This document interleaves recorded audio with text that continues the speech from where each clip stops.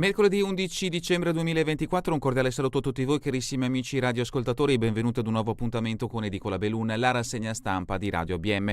Un saluto anche a chi ci sta guardando in diretta dalla pagina Facebook di Radio ABM e dal canale YouTube dell'Associazione Bellunesi nel Mondo. Dai nostri studi in via Cavour a Belluno, Marco Crepa ci accompagnerà nella lettura dei quotidiani dedicati alla provincia di Belluno. Oggi leggeremo assieme il Gazzettino, diamo quindi subito uno sguardo alla prima pagina di questa edizione. La notizia in primo piano riguarda un fatto di cronaca: stesso appartamento, decine di truffe, un 45enne bellunese sotto inchiesta, si fa versare la caparra e poi sparisce. Il suo avvocato alle vittime e risarcirà.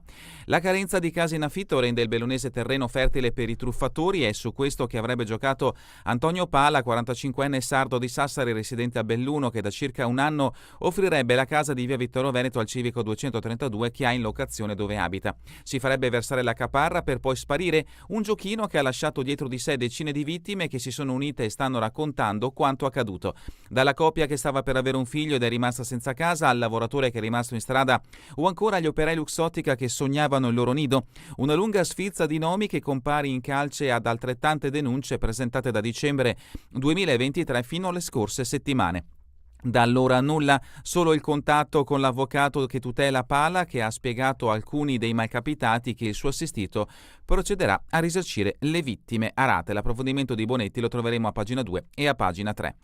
Altra notizia messa in primo piano riguarda il turismo. Il turismo del Veneto punta sulle Dolomiti. L'assessore Caner: nella giornata della montagna rendiamo omaggio a una risorsa unica che per il Veneto non è solo un simbolo identitario e paesaggistico, ma anche un pilastro dell'economia turistica regionale. Il turismo montano infatti si conferma una forza trainante con 1,1 milioni di arrivi e 4,04 milioni di presenze nei primi 9 mesi del 2024. Con queste parole, l'assessore regionale al turismo Federico Caner celebra la giornata internazionale della montagna, ricorrenza nella quale la provincia rientra a tutto tondo con le sue bellezze e le sue difficoltà logistiche. L'approfondimento di Marsiglia a pagina 5. Nuove tariffe da gennaio: aumentano le bollette dell'acqua, ma soprattutto per le seconde case. Acqua più cara dal 2025. Dal 2025 il BIM GSP incasserà oltre 2.700.000 euro in più dell'anno in corso, che peseranno per ben 2 milioni sulle seconde case, quasi salvi residenti e attività produttive. Il piano è stato discusso ieri dal Consiglio di Bacino Belluno Dolomiti. L'approfondimento a pagina 5. Foto di copertina: la Croce Rossa, ora spendiamo 20.000 euro all'anno, cerchiamo una nuova sede. La Croce Rossa chiede una sede anche alla cena di galà con imprenditori. L'approfondimento a pagina 6. Sanità, medici, Capelli resta presidente. Anche il nuovo consiglio direttivo dell'Ordine dei Medici e degli Odontoiatri della provincia di Belluno cercherà, per quanto gli compete e nei modi in cui riuscirà ad incidere, di aggredire l'ormai pesantissimo problema della mancanza di medici in provincia di Belluno. Lo precisa il confermato presidente Stefano Capelli, già direttore del Dipartimento Trasfusionale dell'USL Dolomiti, rieletto nella seduta di lunedì 9 dicembre. L'approfondimento a firma di Santin a pagina 6. Rocca Pietore: giovani trevigiani incrodati al buio, trovati con il binocolo a infrarossi. Incrodati al buio sulla neve ghiacciata e circondati da strapiombi, se la sono vista brutta due 26enne trevigiani che volevano raggiungere il Lecche dei Giai sopra Malga Ciapela, ma che hanno sbagliato traccia. Hanno chiesto aiuto e sono stati individuati grazie a un binocolo termico a infrarossi. L'approfondimento di Fontanive a pagina 9. Cortina: discoteche chiuse, vogliamo riaprire presto. L'approfondimento lo troveremo a pagina 10. E per quanto riguarda lo sport, dalla prima pagina del Gazzettino di Belluno: snowboard, piste come biliardi, Coppa del Mondo in vista, ultime rifiniture in Faloria. L'approfondimento di Dibona, pagina 11. Karate: il 13enne Pontil scala vice campione del mondo. L'approfondimento di Collavino a pagina 11. E per la cultura, lo spettacolo al Buzzati, reading sulla Duse a 100 anni dalla scomparsa, evento mattutino gratuito per gli studenti oggi sul palco del Teatro Comunale di Belluno dedicato alla Divina con brani e musica. L'approfondimento a pagina 15. E la notizia che apre questa edizione del Gazzettino di Belluno è un fatto di cronaca: giri immobiliari, decine di denunce, ma non si ferma, ci ha truffati. Si finge il proprietario della casa in cui vive e poi la mette sul mercato. Firma contratti per affittare il bene, incassa la caparra e infine sparisce. Le numerose vittime si sono organizzate in un gruppo, sta ancora agendo, va bloccato, aiutateci. Il retroscena ha millantato di avere come avvocato Azzalini. Nel piano di Antonio Pala finì anche l'avvocato Giorgio Azzalini di Belluno, ovviamente a sua insaputa. Il finto immobiliarista, per cercare di togliersi i creditori, alle calcagne disse che aveva già iniziato il piano per la restituzione dei soldi, inviando un messaggio con firma Studio Legale Azzalini. Ho fatto da esche, sono intervenuti i poliziotti in Borghese, poi nulla. Luciano Michelin chiede giustizia, possibile che in un anno non sia stato fatto nulla per bloccarlo, la testimonianza appunto di Michelin che ha provato a fermare Pala con la polizia. E ancora un'altra testimonianza, Luca C. ricorda: la mia compagna incinta finì al pronto soccorso con crisi di panico, ora deve pagare. L'agente detective segnala i furbetti. Michele Sacchetta ha messo in atto una vera crociata contro i disonesti. Titolare di agenzia e vicepresidente dei piccoli proprietari, difendetevi così. L'approfondimento lo troverete a pagina 3 del Gazzettino di Belluno. Passiamo invece a pagina 5, notizia che riguarda i bellunesi. Acqua, bollette in salita ma pagano le seconde case. Discusso ieri il piano con il comitato utenti, più 2,7 milioni di gettito.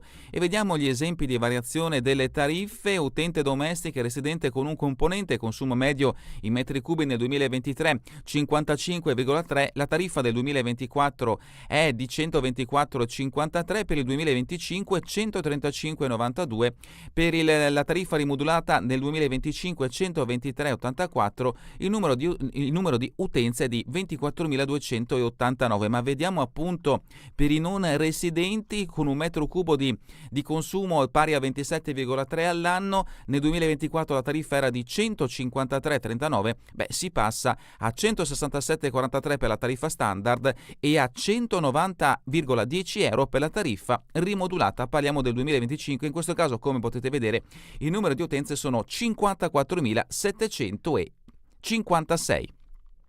Si parla anche di turismo in questa pagina del Gazzettino di Belluno. Dolomiti, pezzo forte del turismo. Nella giornata internazionale della montagna, l'assessore veneto Caner definisce la provincia territorio di eccellenza. Toigo della UIL, siamo lasciati soli, basta pensare che servono almeno 3 ore per un viaggio interno tra Calalzo e Padova. Dalle 15 convegno a Borgo Valbelluna per attivare un confronto sul futuro delle terre alte. L'appuntamento quindi per la giornata odierna. Provincia, contributi per studenti in convitto, apre il bando, domande entro il 24 di dicembre. In questo modo vogliamo sostenere le famiglie con figli che studiano e che sono costretti a stare fuori.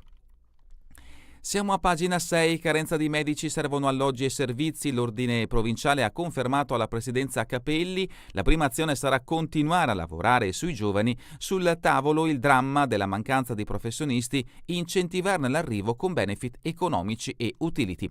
Tra le mission del nuovo Consiglio anche quella di promuovere la partecipazione di tutti i colleghi. Croce Rossa, l'appello, cerca una nuova sede, nessuno ci aiuta. Una sede propria, cioè di proprietà, è un sogno grande per il quale serve circa $500,000 di euro. A chiederlo la presidente Paola Zannoni.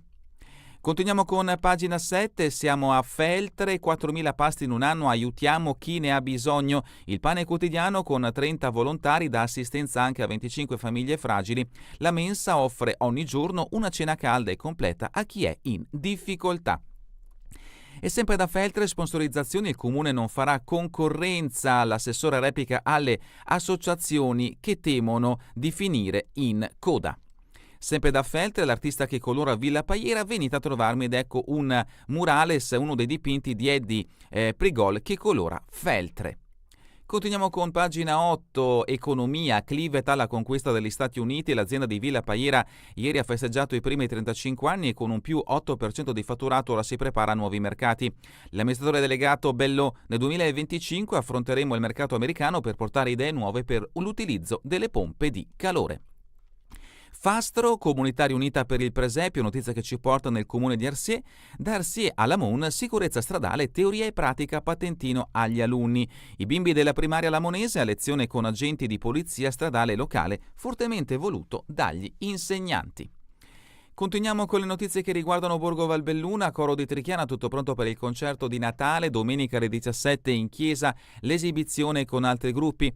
E un'altra notizia che ci porta a Roccapietore, incrodati al buio, salvati con il binocolo, dramma sfiorato sopra Malga Ciapela, due 26enni diretti al Lecce de Giai sbagliano traccia e finiscono tra i salti di roccia. La squadra del soccorso li individua da valle con lo strumento visivo termico a infrarossi e risale fino al punto in cui si trovano. Sedico, Fontana del Parco transennata, tubature nuove e sistema di ricircolo. E continuiamo con Cortina, Yerbas alla sfida, vogliamo riaprire. La società che gestisce la discoteca e la Tigua Bilbo decisa a realizzare le prescrizioni antincendio indicate dal prefetto. L'incognita è legata ai tempi stretti per l'adeguamento, stagione alle porte, a rischio cenone e festa di San Silvestro. E sempre da Cortina, colori, cibo, fantasia creativa, le tinte olimpiche di sfondo alle Gustarte terza edizione. Ancora da Cortina, occhio in pista, nuove regole per sciare in sicurezza, l'approfondimento e a firma di Marco Di Bona. Ma rimaniamo ancora a Cortina per quanto riguarda lo sport, pista come un biliardo per la Coppa del Mondo. Faloria, addetti al lavoro anche di notte per preparare i tracciati all'evento iridato. In gara anche la falcadina Lucia Dalmasso e la feltrina Elisa Caffonte. Karate, Lorenzo a 13 anni, argento mondiale, specialità Kumite, il talento comeliano. Il commento comeliano, andiamo avanti, stiamo per terminare questa edizione di Edicola Beluna. Ancora sport, rugby giovanile, under 16, Piave al Pago finisce KO in casa con Bagnamaria. Dallo sport alla cultura, diamo uno sguardo alla cultura riferita in questo caso al territorio bellunese. Ecco l'agenda al Buzzati Reading dedicato alla Duse a un secolo dalla morte della Divina. L'appuntamento è in questo caso per la mattinata di oggi ed è un evento dedicato a tutti i ragazzi della provincia di Belluno. E ancora venerdì a Sedico la devastazione di Vaia e la rinascita nell'ultimo libro di Francesca Mussoi. L'appuntamento è alle ore 18 per questo venerdì al centro parrocchiale di Roe di Sedico. E con questa notizia è davvero tutto per l'edizione di oggi di Edicola Belun. Vi ricordo che torneremo in replica questa sera via streaming alle 20 e domani mattina all'1 ora locale italiana. A voi tutti un buon proseguimento di giornata in compagnia come sempre di Radio ABM, la web radio dell'Associazione Bellunesi nel Mondo.